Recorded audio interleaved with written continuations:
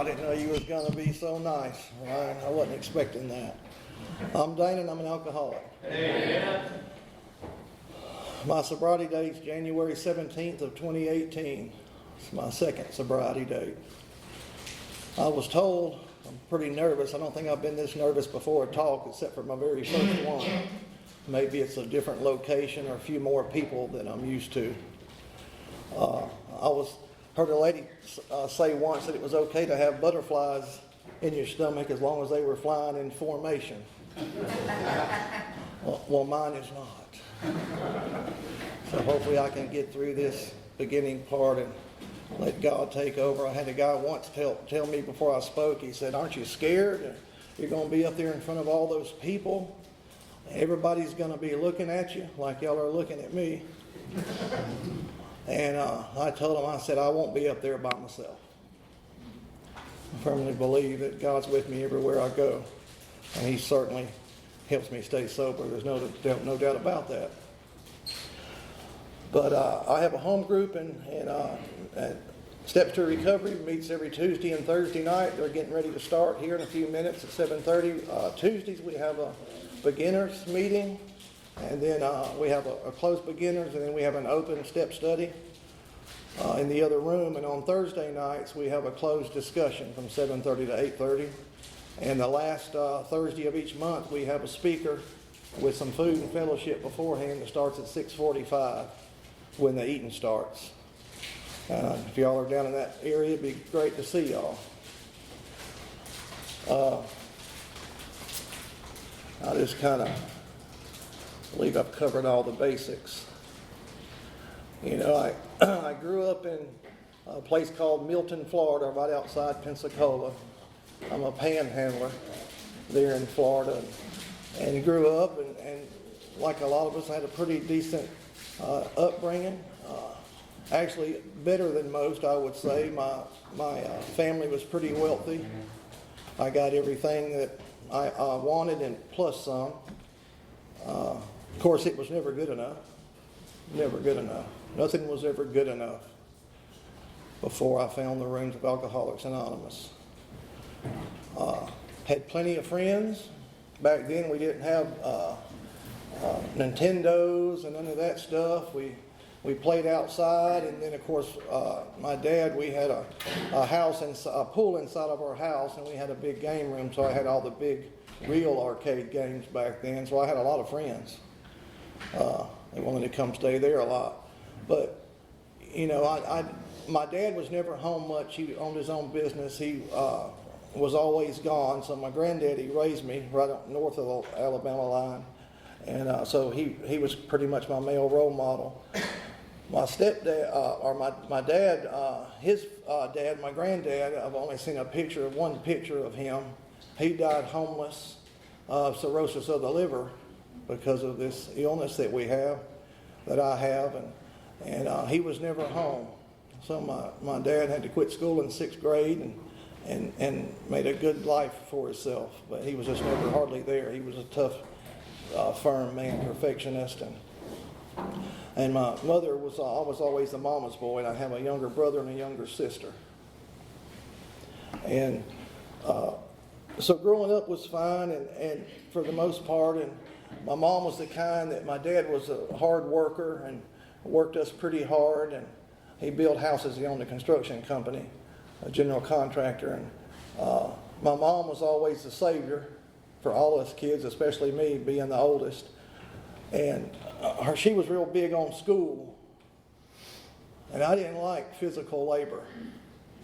And of course, my dad always expected more out of me than everybody else that worked for him.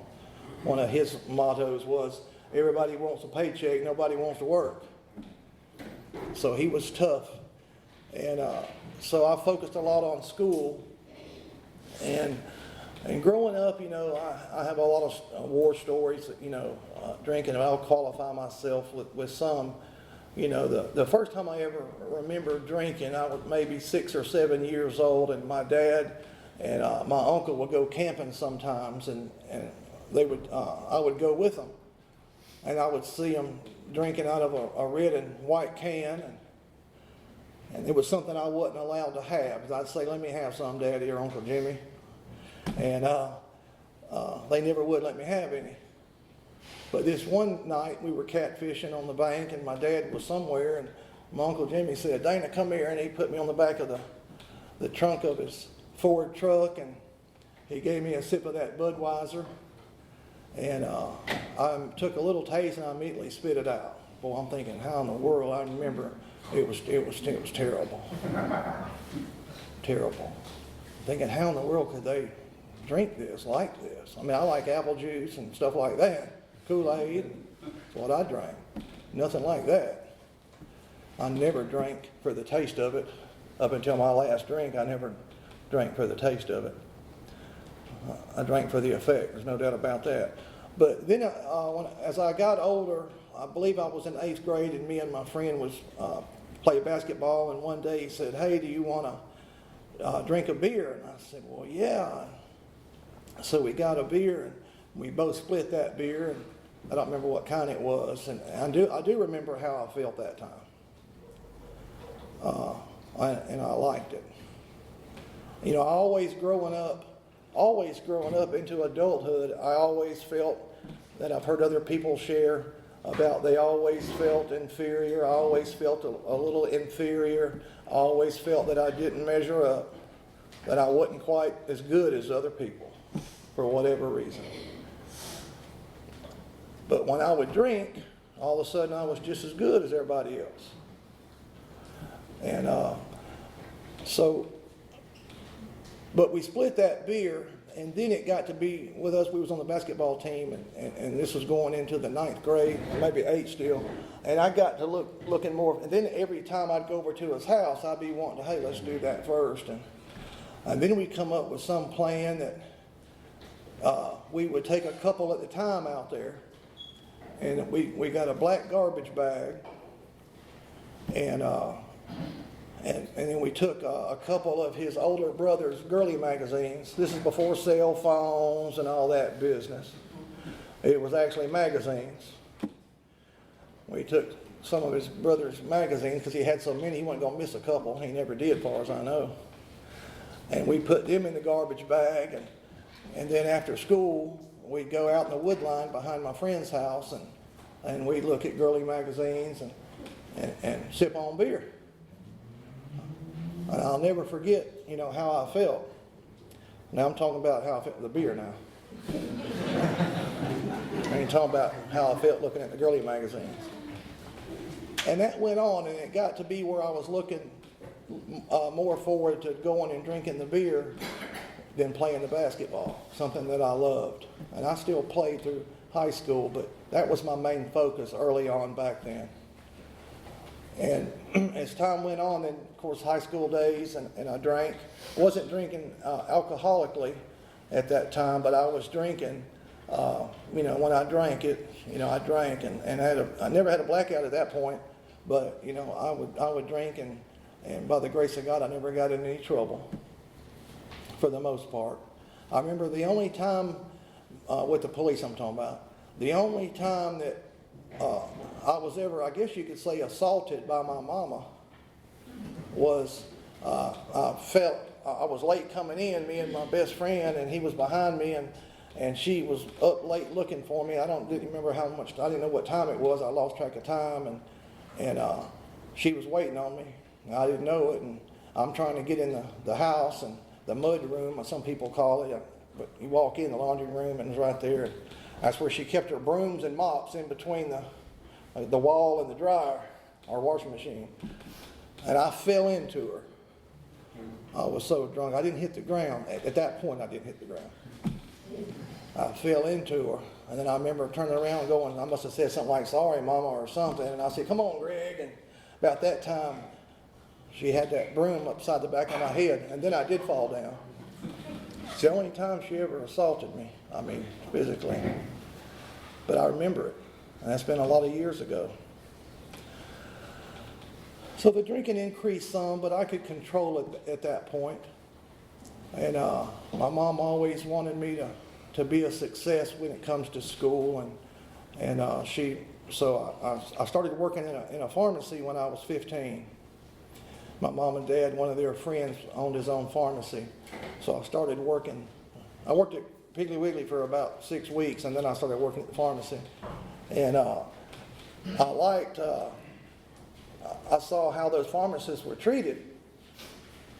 And I saw, the kind of respect people would give them. Of course, now some of us may know why they were being treated so nicely. And back then, things could be done that can't be done today. You just buddy it with the pharmacist. You need your refill early. You'd go ahead and, I'll refill it. Or you don't have no refills. Well, I'll do it just one time. And, you don't see that anymore, of course. And all of a sudden, I wanted to be a pharmacist. So I went and applied to pharmacy school. I had really good grades in high school and got accepted to pharmacy school and got accepted. So I went on to pharmacy school and finished pharmacy school. I went to Samford University in Birmingham, Alabama. But I am a big Alabama fan now. So I took 2 classes in Alabama, in Tuscaloosa, so I could say I went there. A tennis class and a speech class, and that's where I met my first wife, in speech class, or tennis class.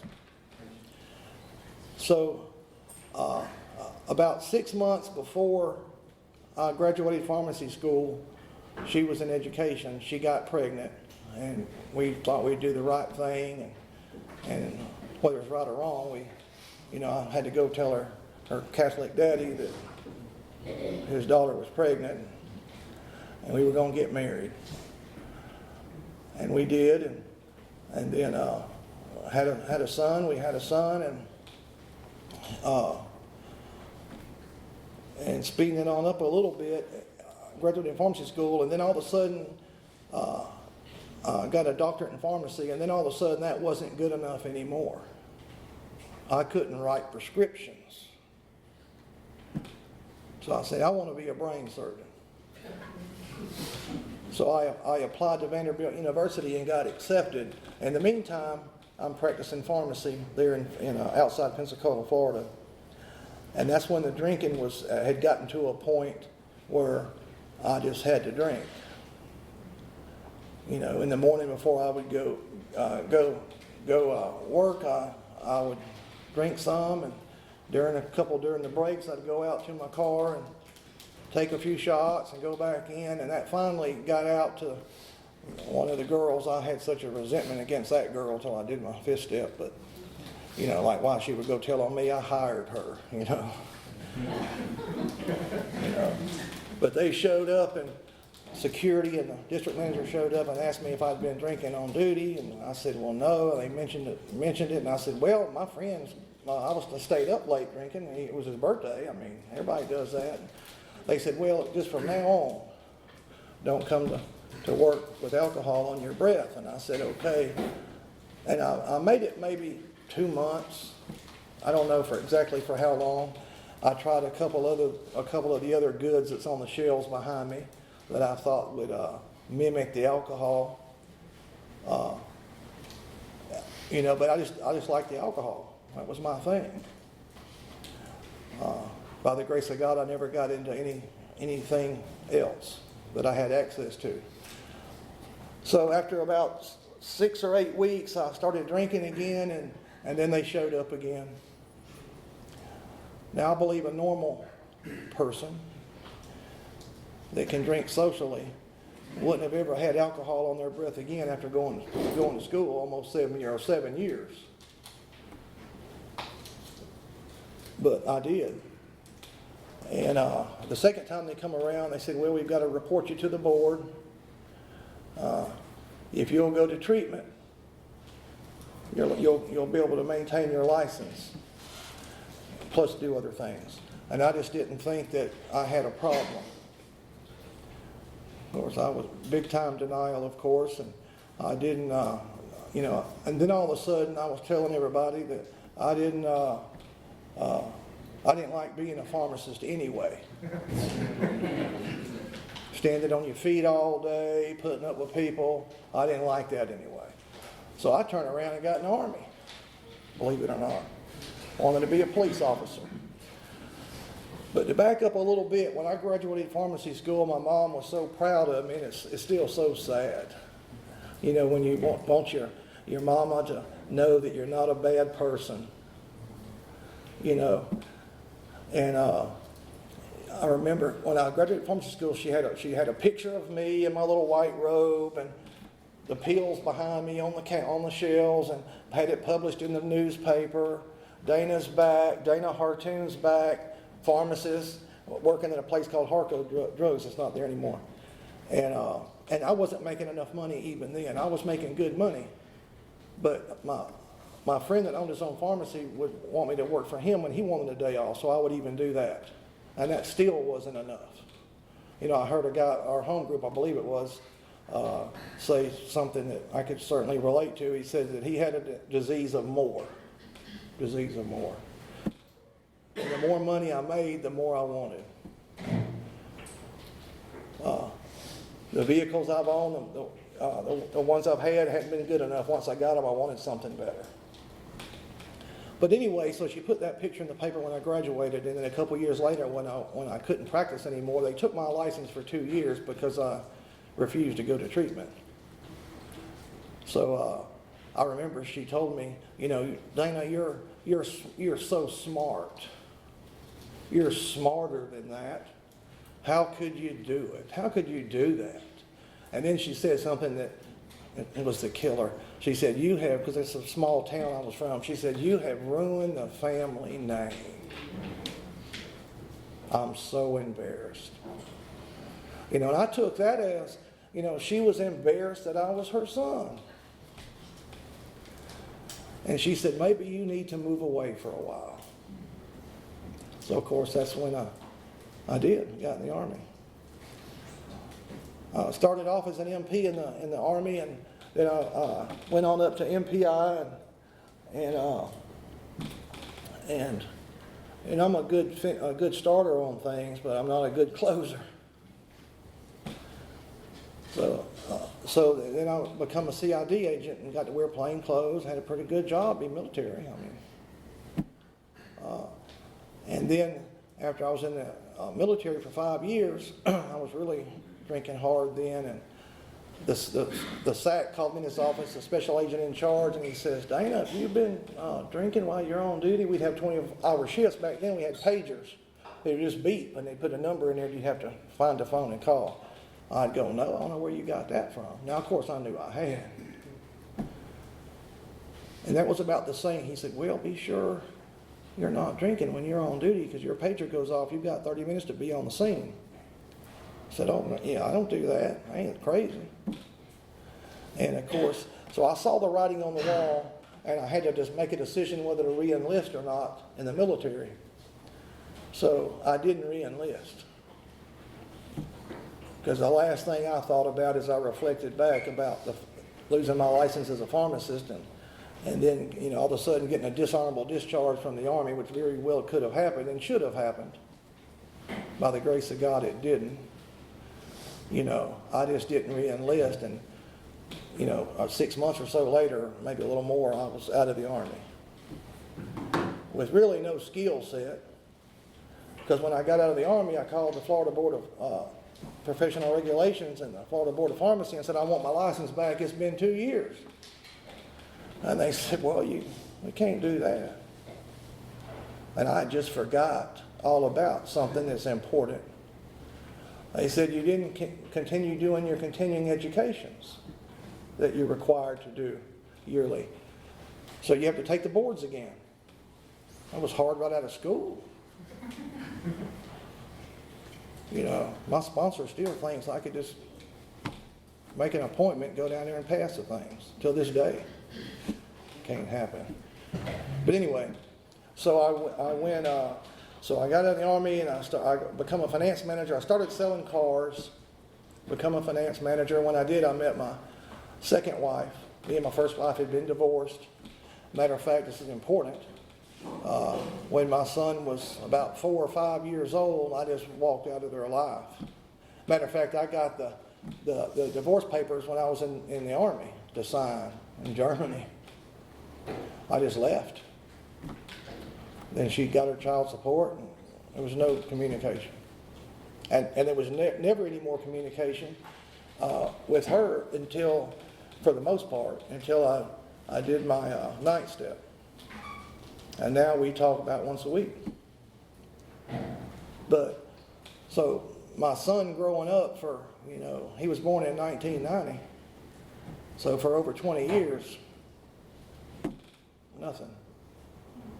I missed first girlfriends, missed dances, missed everything. And that's sad to me. Now, the only thing that gives me a little solace, a little peace of mind, is looking back, I realize I was sick. I was sick. I know my mother told me once and a finance manager, and that went haywire. I was the big shot and buying everybody drinks all the time, and I was a finance manager, so people's down payments, they'd come to me and I'd get them to sign the contract. I was the guy smiling at you and saying your payment's going to be, $733 a month, sign right here, sir. I was that guy. And the more interest rate I could get you to sign off on, that's how I got paid, and how the other guy got paid to sell the car was how much profit was made, percentage. Well, that was okay for a while, but I was drinking so heavily then that I didn't care about anything else. But somebody gave me $4,000 down, and I decided to keep it over the weekend. And of course, bad things happened, because over the weekend I got a kidney stone. I'm in the hospital, and I done blown that money before payday the next week, so I couldn't account for it.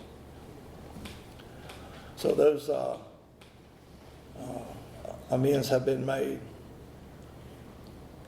But and then the last 7 years of my drinking, I'm going to get it. What I'm supposed to tell you what I was like and what happened to me and what I'm like now.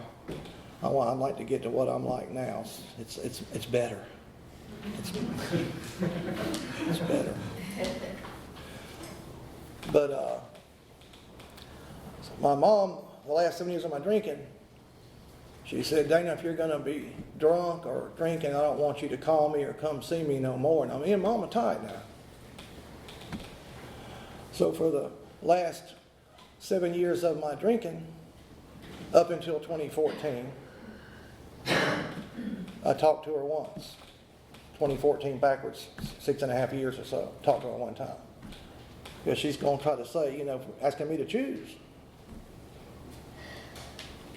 And of course, my choice was alcohol.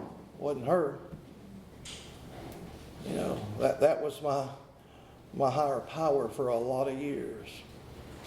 My conscious contact was with Canadian Mist. I still think that I drank so much of that. I ain't gonna get into quantities, but it was a bunch daily. I was drinking it. I was either drinking or passed out or having seizures. No, I couldn't work. I didn't work nothing. Was married to my second wife at that point. But I think I'm dual citizenship. I think I'm half Canadian right now. I really believe that. It's how much Canadian Mist. I don't even know where that's made. It's probably ain't made in Canada,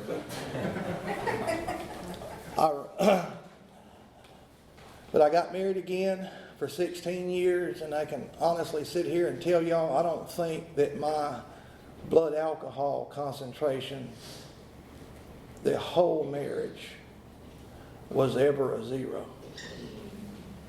Unless I was hospitalized. It may be hard to believe, but I believe that's true. When I finally surrendered the first time in that emergency room, the doctor was asking me, my ex-wife was with me then, she just didn't kick me out of the house. He said, he asked me how much I drank. I said, 36 cans of Busch Light Ice, 5.9% alcohol by volume. 36 cans. And he looked at me. He said, 36. I said, 36. It's the first time I got honest with a doctor. I've been at that hospital in Dillon a lot of times. And Lumberton, they took me back and forth. 36. And, yeah. And he said, well, how do you know? It was never 34 or 37 or... I said, and I pointed at my ex-wife and I said, because that's all she'll let me buy. That's why. Now, what I left out is I had a lot of physical problems when I got sober. I had cirrhosis. It wasn't so bad that they had to put me on the list. I wasn't surprised to hear that. But I had an incident that first woke me up really. I had a seizure, and I hit my head so hard that it caused my brain to bleed.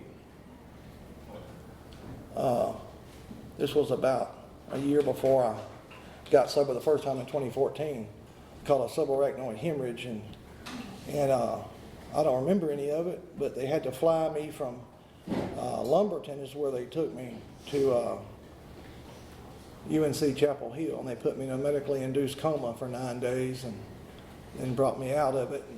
And at first they told my ex-wife, or my wife, I wasn't even gonna say, but she was my ex then. She said, she said, he may not make it, but if he does, we don't know how he's gonna be. And I don't remember a lot for about the month, even after I got home. And then and I didn't drink that time during those times, but once I got my faculties enough to realize what was really going on, then I was demanding her take me back to get more beer. I had switched to beer from Canadian Mist about 2 years prior because I had to have so many stomach surgeries that I remember getting in the car and I told Laura, my second wife, I said, I want you to stop at the store. I'm going to quit drinking that Canadian Mist. And she said, you're going to stop drinking? She didn't condone it, but she knew it was a fight she could never win.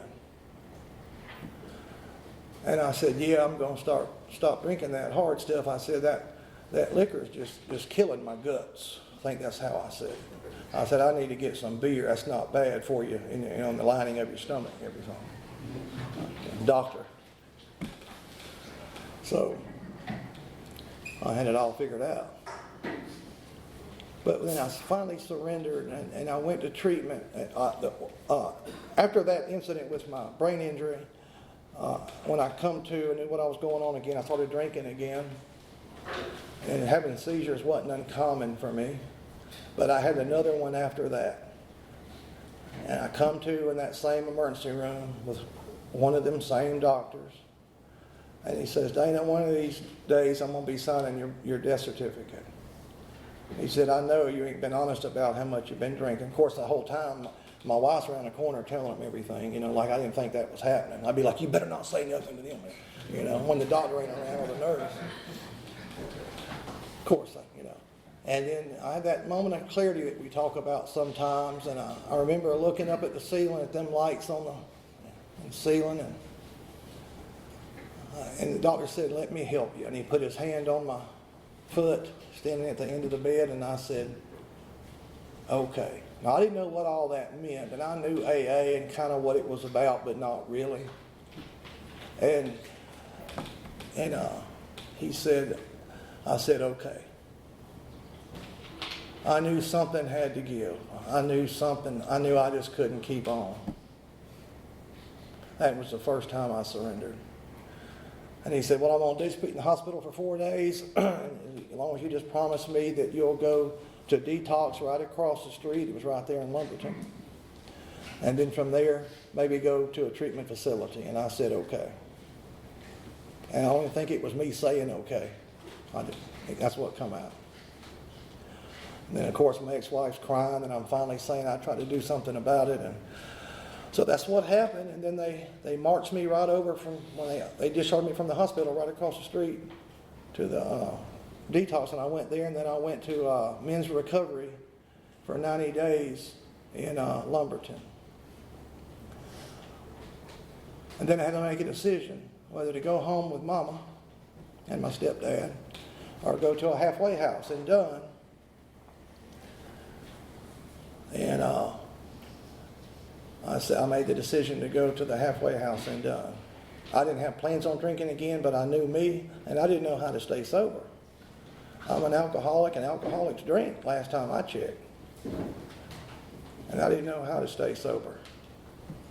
So I said, okay. And they kept me there like 5 days past the 90-day mark, and I thought it was because I was doing so good. I was helping so many new people coming in there. Of course, it was because the lady that runs the halfway house in Dunn was waiting on a bed to open so I could have a bed to sleep in. That was the truth. And so it was the best decision I made. And just looking back, there's just no doubt. And then after that, then I was sober for, I guess, about 3.5 years. I relapsed. Nobody died. Nothing happened. But I had stopped doing the things that was keeping me sober. And my sponsor says we got to see what went wrong.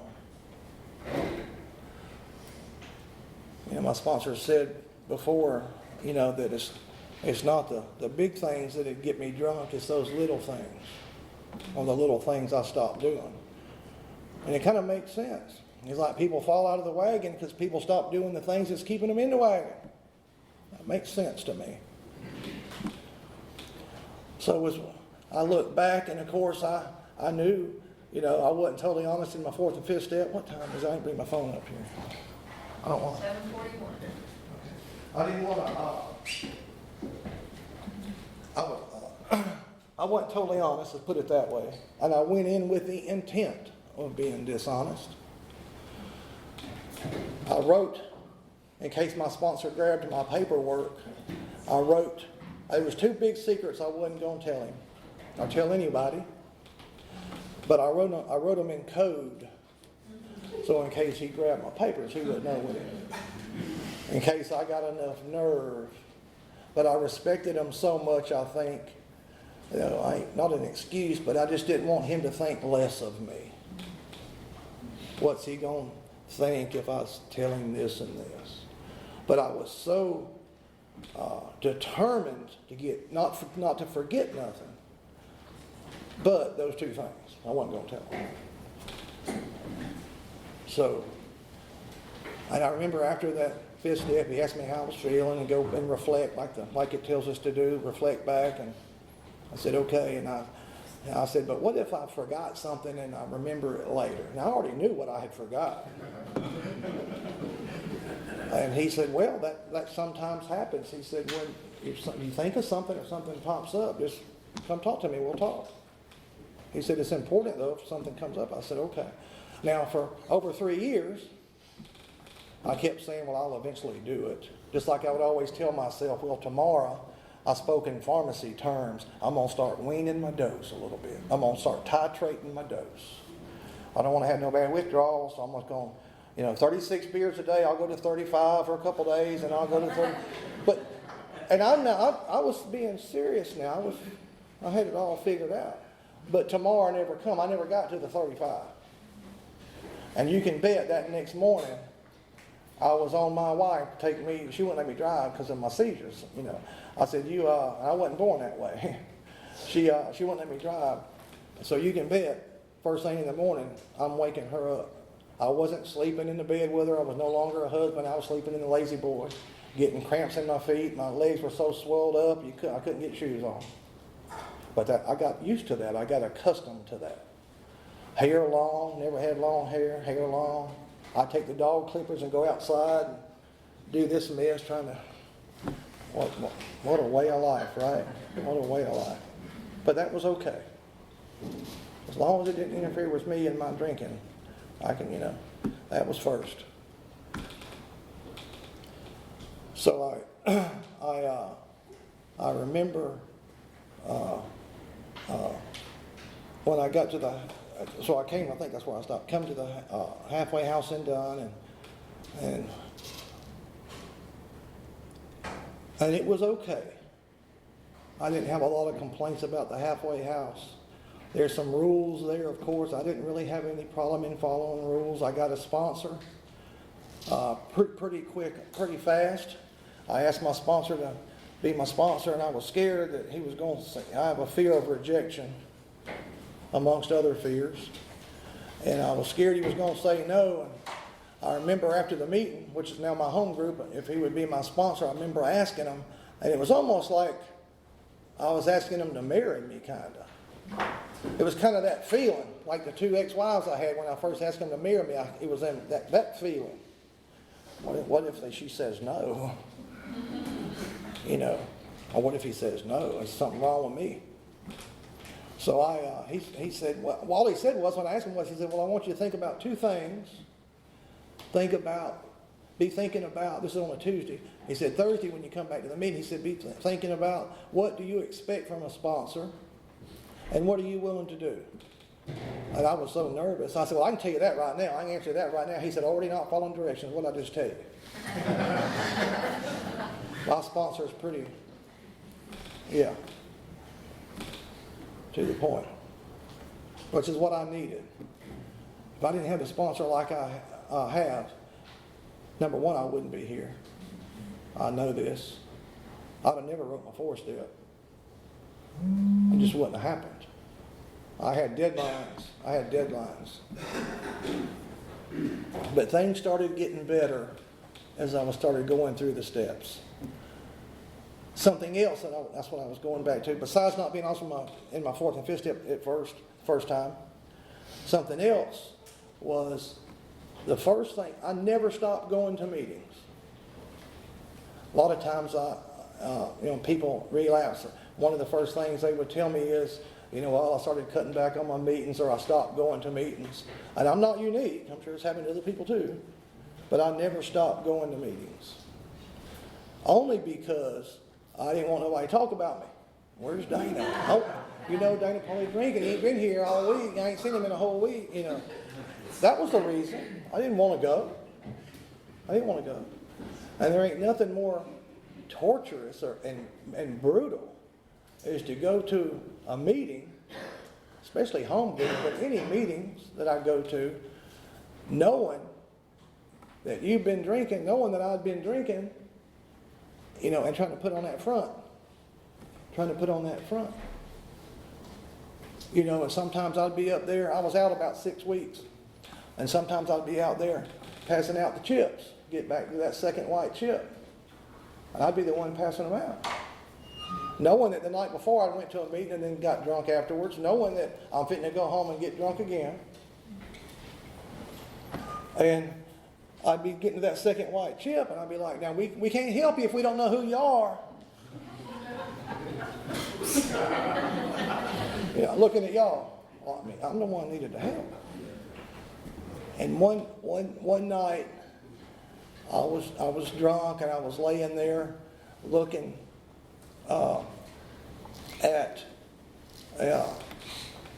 I'm kind of bouncing back between getting sober and then my relapse. I'm sorry about that. But I was looking at my big book and my 12 and 12.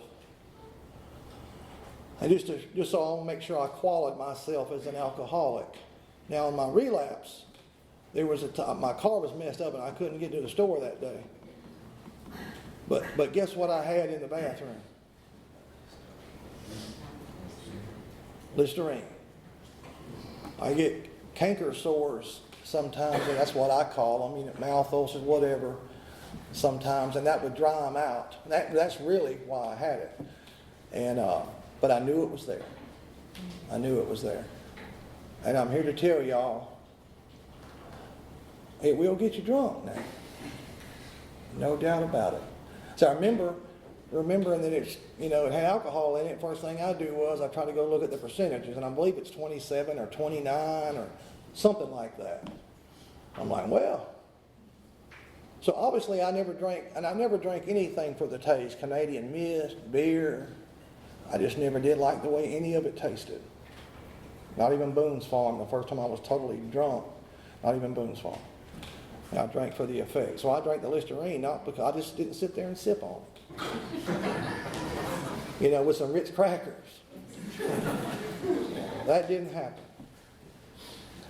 So I'm certainly qualified as an alcoholic. But now I never had on my bucket list to become a substance abuse counselor, and went to the halfway house, but now that's what I do.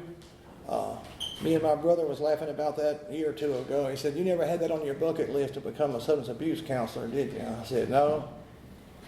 I never thought in a million years I'd be a counselor." But that's what I do now. And I work there in Lillington and in Dunn some now. But I'm a firm believer that, and I know that it happens, that people can get sober without having to go to treatment. Tom, I heard a tape, I listened to a tape years ago that he put out, one of his talks, and he said back in his time, detox was the county jail.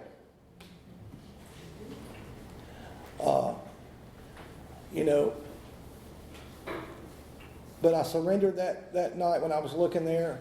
After a meeting, I was looking at my big book in 12 and 12 and mostly drunk, and I said, I got to make a decision.